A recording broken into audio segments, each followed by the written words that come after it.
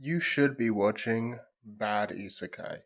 You should be watching them. You don't really have an excuse. I don't want to hear any of these fucking Digibro fans, okay, from back in the day, with the Digi mindset that you need to get out of, that being an otaku is actually bad. Because that is what Digi actually believed. I'm not sure how many people remember this.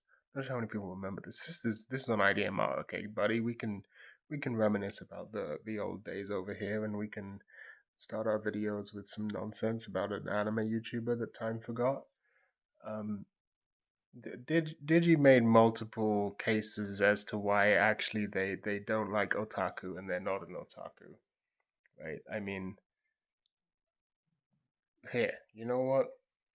I don't want to hear people talk about this concept of the generic isekai.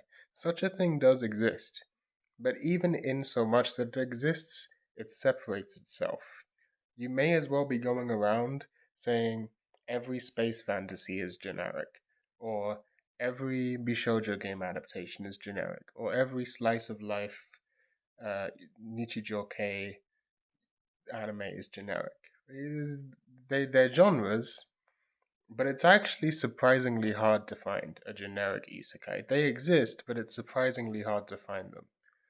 And when you watch all of the generic isekai like I do, you find that most of them are full of weird ass shit. And I happen to really like weird ass otaku shit. Um, so you know what?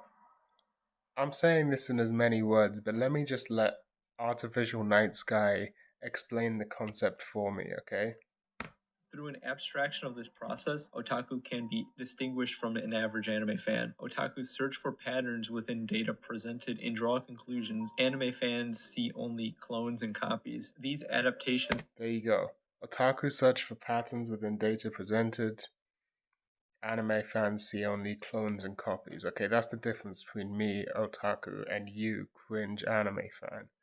Okay, so I lined up a whole bunch of isekai, and we're just gonna go through the interesting ones. These are the ones that you missed because you are too busy being like, oh no, anime's being ruined by generic isekai adaptations. No, these shows aren't good. They're not good. They're not traditionally good. Therefore, I'm not allowed to enjoy them. Or even like, oh, I don't enjoy them. Therefore, they have no value. Right? Like as if you have to enjoy a show. Okay, come on, grow up, grow up, grow up, grow up. Come on, grow up. Fun is a buzzword. Okay. We're gonna start off with a big one. Again, this is gonna piss off all the Digibro fans, all of the we have accepted mediocrity heads in the audience. Now this used to be me. It used to be me, but then I watched the fucking show and I found out that this whole concept is wrong. This whole concept is wrong. Okay, in the show, so it's a little show called Death March to the Parallel World Rhapsody. Right now, this is hoisted up by certain portions of the anime fan community as like the epitome of a generic isekai. But actually, it's not. It has a whole bunch of really. I mean, I'm not like you have to get out of your head the idea of like shows being good. I'm being serious here. You have to get this like concept of like having to enjoy a show in a traditional way out of your head because we're beyond that, right? We're talking about enjoying a show for how do I put this? It's kind of like the difference. It's the difference between looking at Sonic 06, right? You know Sonic 06, widely clowned on game, right? Sonic 06 is a widely clowned on game. Why is it a widely clowned on game? Well, because it's a fucking broken mess, okay? It's not fun because you'll randomly fall through the world and there's a whole bunch of glitches that make the game, unplayable. However, if you happen to be a speedrunner who knows exactly how those glitches work and how to manipulate them in your favor, and knows the spots where you'll randomly fall through the world and how to use that to go out of bounds and these sorts of things, then Sonic 06 turns into a really good speed game, even though it is not a good game. The aspects that make it a bad game make it a good speed game. And this is the same concept we're talking about here. Many of the aspects that make these shows bad anime make them good otaku fodder. Okay, so we'll start off with Death March to the Parallel World Rhapsody, Death March Kara Hajimaru Isekai Kyoso Kyoku. Now, frankly, I don't remember this show that well because I watched it like 3 years ago or something. But I remember enjoying it, and the first thing I remember enjoying about it is that the way the main character gets his overpowered cheat skills was really interesting. I thought they put some effort in to differentiate it. I never seen anyone else talk about it. But unlike most other shows, which are very lazy and just sort of have it happen, right? Like either Sword Art Online, right? He fucking Kirito is just the strongest because he's a beta player who was good at gaming, or even something one of my favorite shows of all time, No Game No Life. They're good at gaming just because they're good at gaming, right? Or maybe something like Slime Isekai. They just have a list of powers and they choose the strong ones essentially. But in Deathmarch of the Parallel World Rhapsody, the main character is literally a developer of the RPG he gets sucked into. And in the first episode, um, the his boss at his shitty job making this shitty RPG mobile game, his boss is like, new players are having a lot of difficulty early in the game. Can you like program a one-time use skill that will let you clear a screen of enemies so that new players don't like die if they get overwhelmed? They have like some sort of way to escape. And so he's like, that'll kind of mess up the balance of the game. And then the boss is like, do it anyway. Also, you have like 1 day to ship this. And he's like, okay. And so he programs it in shittily and then dies and then gets sucked into his own mobile game where he then uses that thing that he programmed in, that he told the guy would break the meta of the game, break the balance of the game. And lo and behold, it breaks the balance of the game and gives because he absorbs the all of the. It just so happens that the screen of enemies he clears are extremely high level, and he absorbs all of their XP and levels up super super high, way faster than anyone's supposed to. But to me, this is a really like. There's no other shows that do that. That is a completely unique concept to this show, and I think it's a really clever way of giving a main character a sort of cheat skill. But then for the rest of the show, again, this is going to be a common theme. Like a lot of this is like relatively slice of lifey. Like it's closer. It's not like there's action elements to it as far as I remember, but a lot of it is like kind of just chilling and just comedy stuff.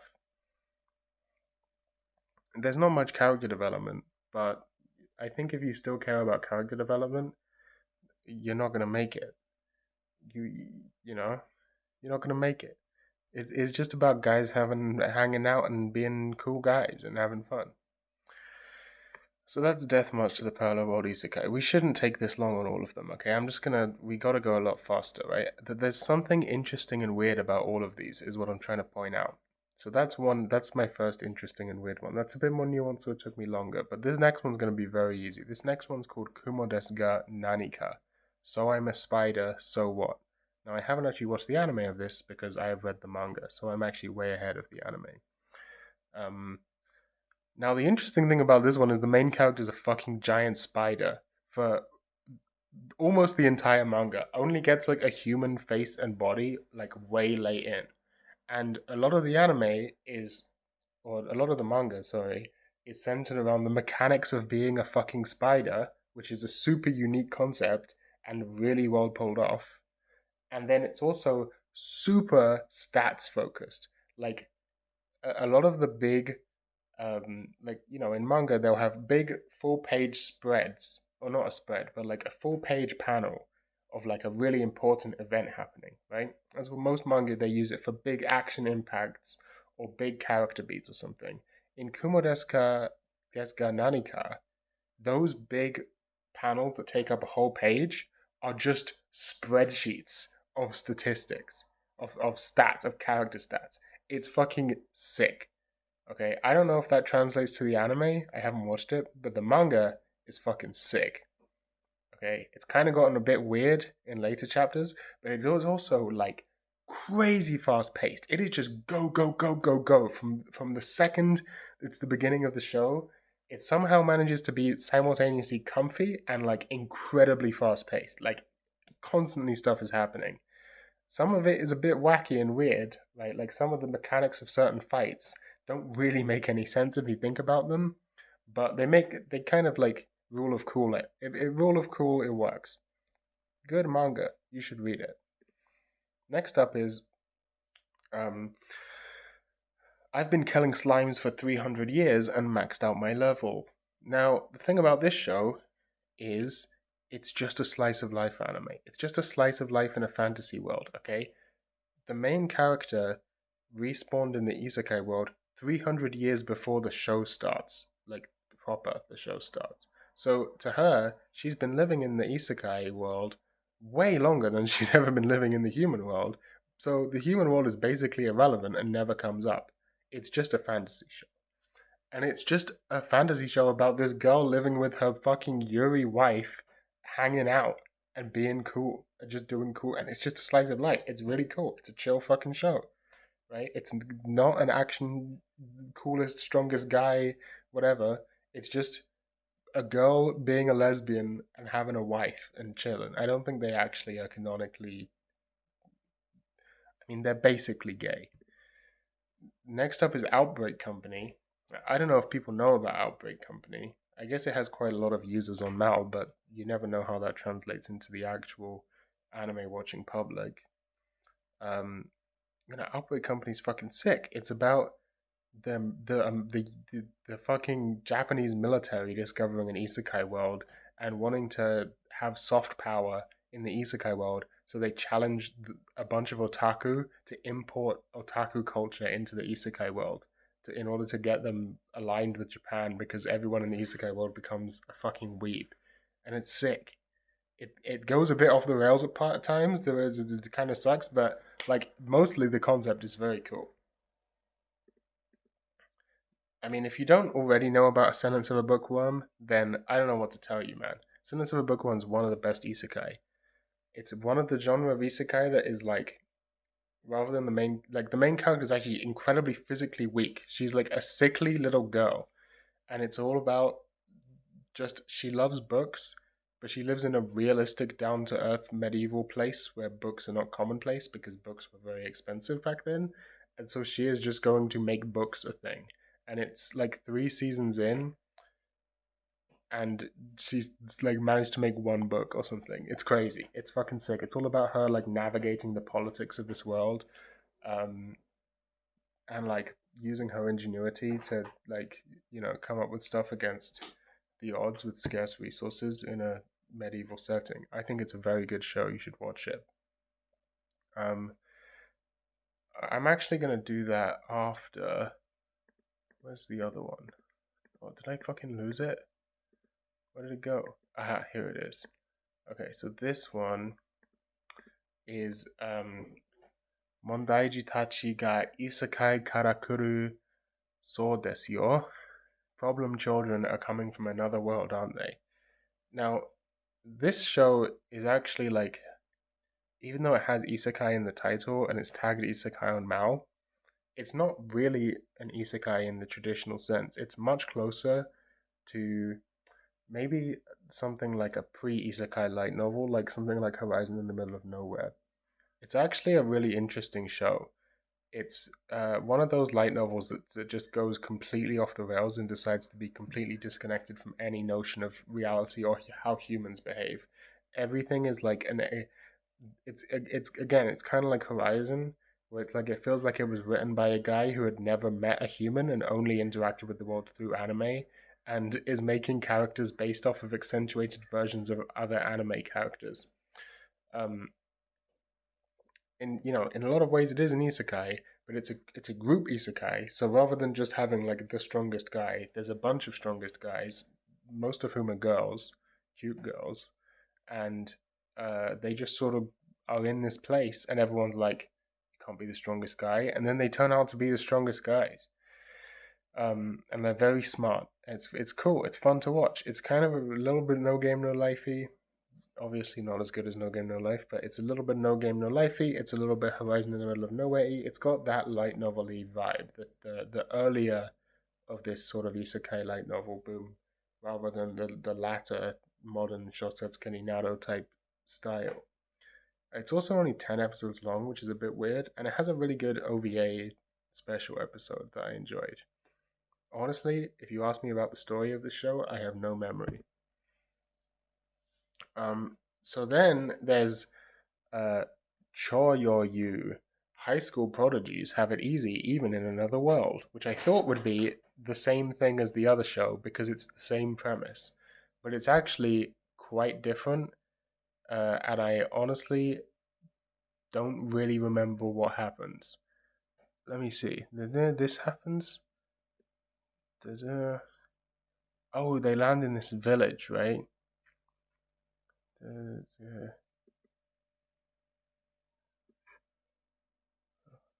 Oh yeah, one of them is the Prime Minister of Japan, who's a high school student for some reason. It's pretty funny. Yeah, I remember this. I thought this was a fun show. It's got a good cast. Like all of the main cast of these high school students are really endearing, and it's a pretty unique setup. Like having it be a whole bunch of guys instead of just one strongest guy makes it way more interesting because they all have pre-established chemistry and they all have different specialities. Like one of them is the diplomat, one of them is the technology otaku, one of them is really good at sports and so becomes like the fighting. Like they all have different, or not sports, like there's one of them's a kendo girl, and one of them's like athletics, so she's like more of a scout, I guess. But I don't know. They all have their different little specialities, and one of them's like a businessman, so he does all the trading stuff, and it's really interesting. They all play off each other in interesting ways. They all interact with the world in interesting ways. They come into contact with this entirely different culture, and then like have to master it. But they're all like extremely talented, so it works well. It's kind of like the appeal of Star Trek, watching competent people try their best in a difficult situation. It's appealing. Okay, next is a show I've talked about on my podcast that I haven't even released yet. It's called, oh god, it has a long ass Japanese title. Isakai de chitoskiru wa wo te ni shita ore wa genjitsu sekai wo mo muso suru. Level up wa jinsei o kaeta. I got a cheat skill in another world and became unrivaled in the real world too. Now, this show is very bad, but it's notable for being very bad. It is like the ultimate fucking like end result of all of the graphs of isekai, where it's like here's the guy, he's like rather than just being like an unsuccessful and boring guy, he's the fattest and ugliest guy who's constantly bullied, right? Rather than just getting like the strongest guy in the isekai world, it's like he instantly becomes the strongest guy without even having to work for it because it's all because his grandpa left him a bunch of gear in the isekai world. But he can travel back to the real world where he also becomes the coolest and strongest guy because of magic. And then he's just constantly being the coolest and strongest guy. Instantly, like, models are attracted to him. Everyone's constantly talking about how sexy he is and how cool he is. There is not a conversation in this show that doesn't at some point lead into a character talking about how sexy and cool the main character is.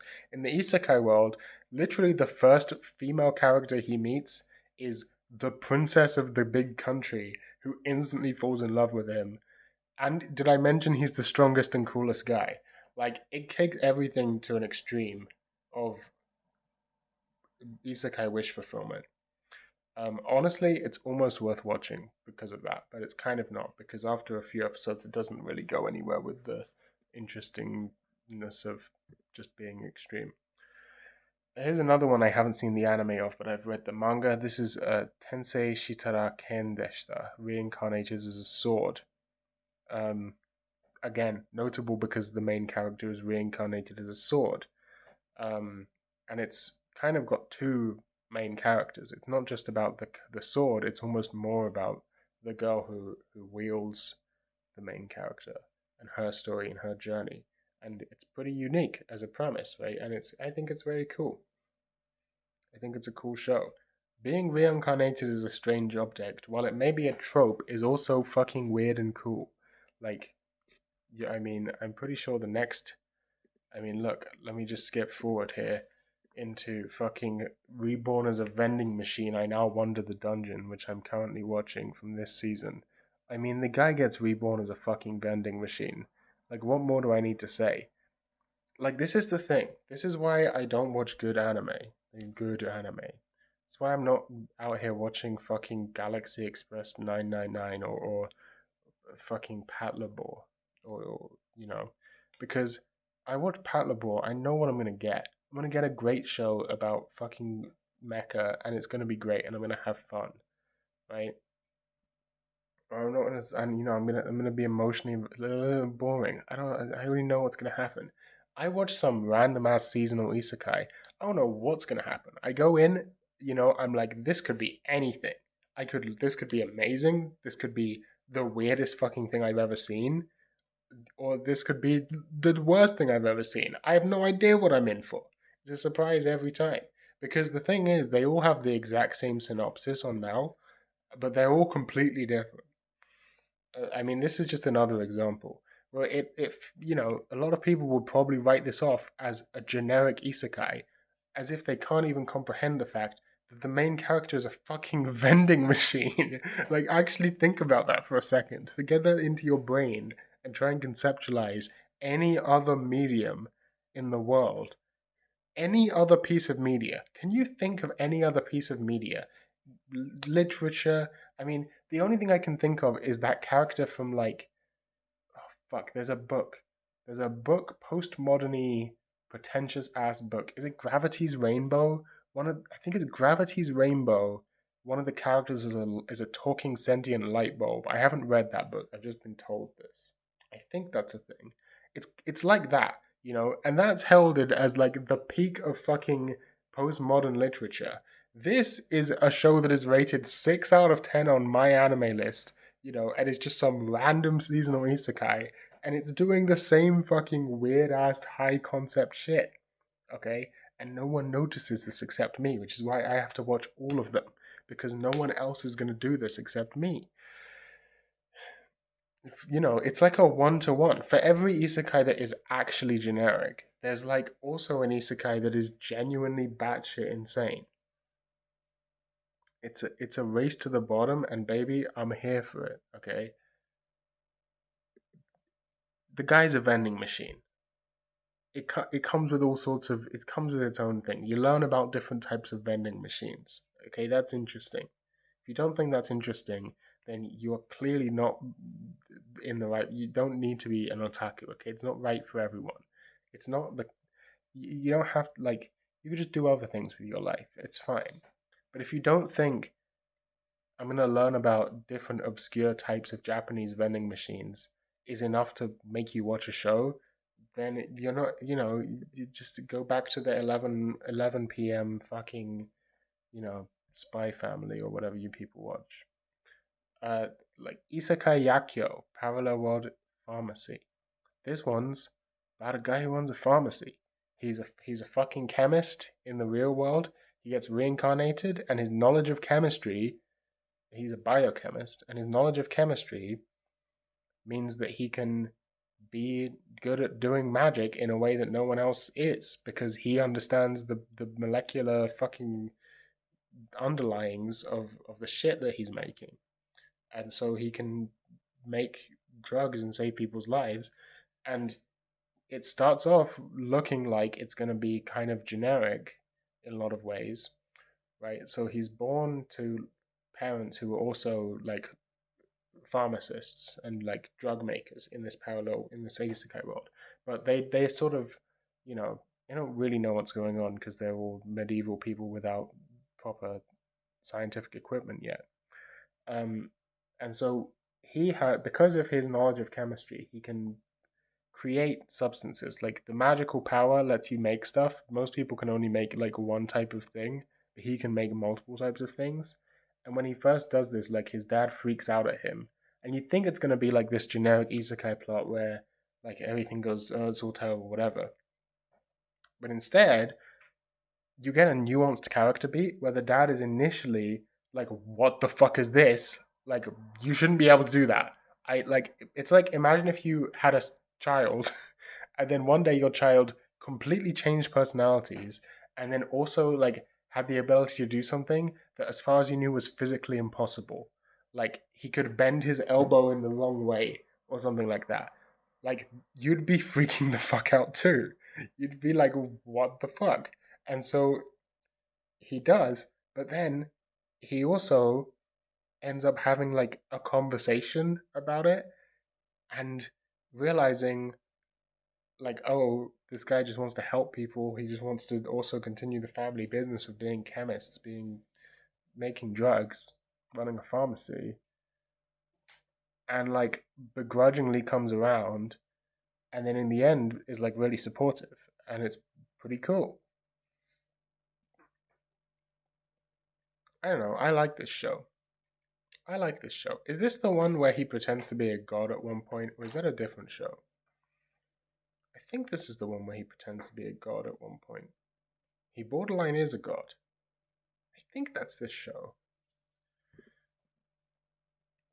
Next is Didn't I Say to Make My Abilities Average in the Next Life? I gave this a 7. I think it's just because it has cute girls in it. Like this is one of the moeist. It's one of the moeist isekai that you'll find out there. Okay, that's what most of what I remember.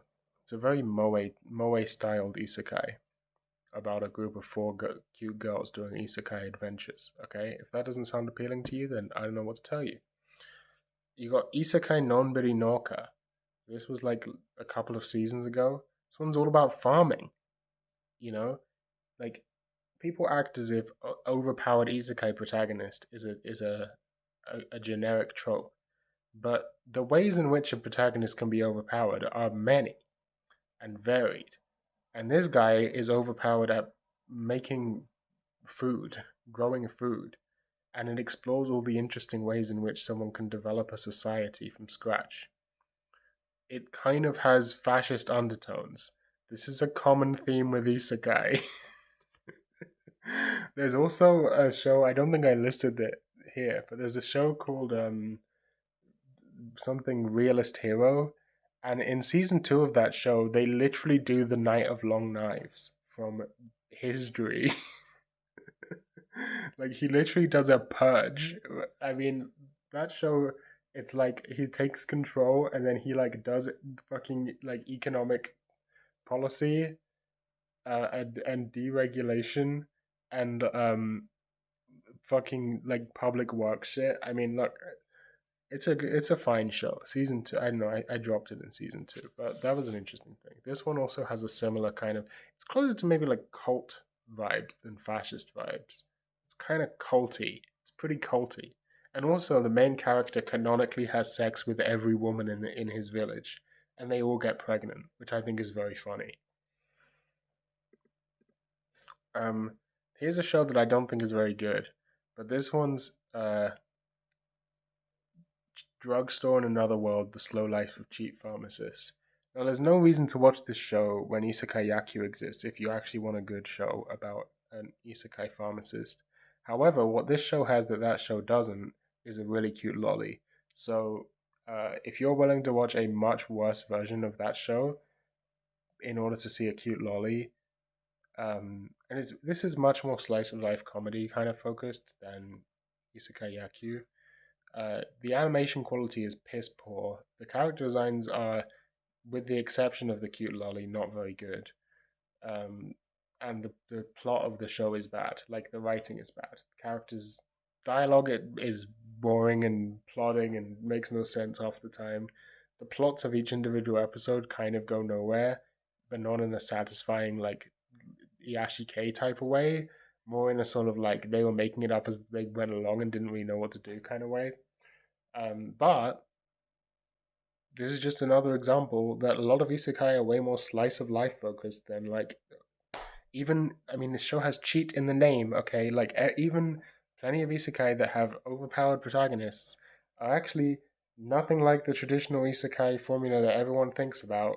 like Sword Art Online, and I'm much closer to just a slice of life fantasy show. Um, Saving 80,000 gold in another world for my retirement. This one's fucking weird. Okay, in this one, she can travel from the isekai world back to the real world, and that makes up for a whole bunch of interesting stuff that can happen. The show's not very good, especially towards the end when it really jumps the shark. Like, really. But the fact that it jumps the shark so hard is in itself interesting. The fact that she hires a militia. The fact that the demon lord army type thing invades, and so she goes to the real world and hires a real world fucking militia to come and shoot the demons is really fucking funny. It's a bit wacky. This show is a bit wacky, but this is what I'm saying. All sorts of weird fucking things happen. And that militia doesn't just show up in the end, they're through the whole show. The militia is a recurring character. That's cool. Look, there's a constant fucking cookie clicker number go up of how much money she's saving. It's a show that exists. And finally, I'm going to talk about here's another show that by all means has been written off as a generic isekai, or it's just a generic isekai. If you write something off as just a, I'm gonna run it back. Listen. I'm gonna run it back. Okay, we're running it back. And otakus search for patterns within data presented and draw conclusions. Anime fans see only clones and copies. Okay, we ran it back. We ran it back. The shows he's in a world, but he has his smartphone. He has his smartphone, but he's in an isekai world. What could having his smartphone possibly do for him? Well, it turns out just Google Maps itself is already very useful. Don't ask how it charges or how it has signal. That's all just, it's magic. That's the answer. It's magic. The show's fine. There's fucking nothing wrong with it. Anyone who complains about this show is an idiot. It's here. Is this a meme? Is this a meme? Okay, here. I'm just gonna read out this top mal review because I think this is actually cool. The show is deceptively good. It'll have you think it's a terrible show, hence all the bad ratings. However, the show is unique in that it goes all out with its premise, which I can appreciate. It looks bad, with bad art and animation, shoddy, cliche characters, bad character designs, etc. But it's actually good. Blah blah blah. The show's purpose was to go all out in its premise by doing so and make fun of all the other shows that are afraid to break the status quo, such as Blade Dance or Asterisk War, which just throw together templates and hope for the best. The show juxtaposes bad shows with its good writing around old and done to death. I have no idea what this person is talking about. I thought this was going to be something I could agree with, but yeah. I mean, the author has balls. He goes all out. This is what I'm saying. He goes all out. He's not self-conscious. This is this fucking digibro brain rot where everything has to be trying to make a masterpiece. Like, what if you just made some bullshit because you wanted to make some bullshit without being self-conscious about it? This is the fucking thing, you know? Like, Bon Voyage Satoshi Kon. I just wanted to say that. I don't know why. Bon Voyage Satoshi Kon, but this is a fucking situation where you have some weird ass Japanese guy, and he's like, I've got an idea. What if a guy had a phone? What if a guy had a phone? And then instead of sitting down and being like, no, that would never work because the show would be bad and the story would be bad and like people wouldn't like it and people on YouTube would make videos about how mediocre the show is and he was just like, what if guy have a phone, and he wrote that shit with no regard for any of this bullshit. And that's why it's way more valuable to me than any of this fucking nonsense, you know? And once in a while, a guy does this, right? A guy does this, and he's just like, writes some shitty otaku premise, and then for some reason, it blows up, like No Game No Life, or like maybe Konosuba even. I haven't even. I've been trying to avoid the popular subversive isekai because I'm trying to talk about the ones that are these are the ones that would typically be written off as generic isekai. Right? There are plenty of more fucking redo of a healer. Okay, you should watch redo of healer. Right, that show is great in many ways. It is very unique. It's very it's stupid. It's stupid as fuck. That show is stupid and gay and sucks, but is also great and unique and amazing. You'll see if you watch it. Um, yeah, but Konosuba is obviously subversive because there's a comedy about the wacky stuff happening. I love Konosuba. I should say I fucking love Konosuba. ReZero is even subversive in an aspect because it's kind of grimdark. I guess I don't know. Yojo Senki is obviously subversive, but Slimy Sakai, right? Slimy Sakai is kind of more slice of lifey. It's got the overpowered guy, and it's a little more shonen focused in terms of vibes, and it's a lot more slice of lifey. They're all different, is what I'm trying to say. They're all the same, but they're all really secretly different. This is the point I'm trying to make. And this is why I watch bad. This is why I'm the bad isekai guy. And one day I'm gonna watch all of the isekai. Right now, I've watched many of the isekai, but one day I'm gonna watch all of them. There's 323 of them, and I've watched I don't know how many. Is there some way to find out? Uh, I don't know. I don't think there's a way to find out, but there must be a way to find out. Hold on. Let me see. Just show things that I have either that don't show anything in my plan to watch or that's not in my list. Actually, I think a lot of the plan to watch stuff I have. Okay, how many is this? It didn't narrow it down. What the fuck? It still says 323. But there should be fewer. I'm not going to count all of these. Whatever. Okay, I don't care anymore. What are you eating, Inso? You want to see a dog? Inso.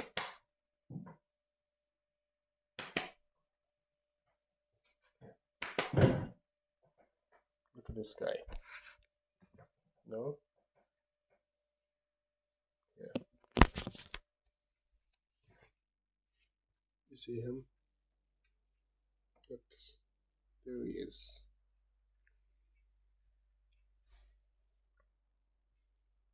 He's pretty great. And he doesn't know anything about Isakai.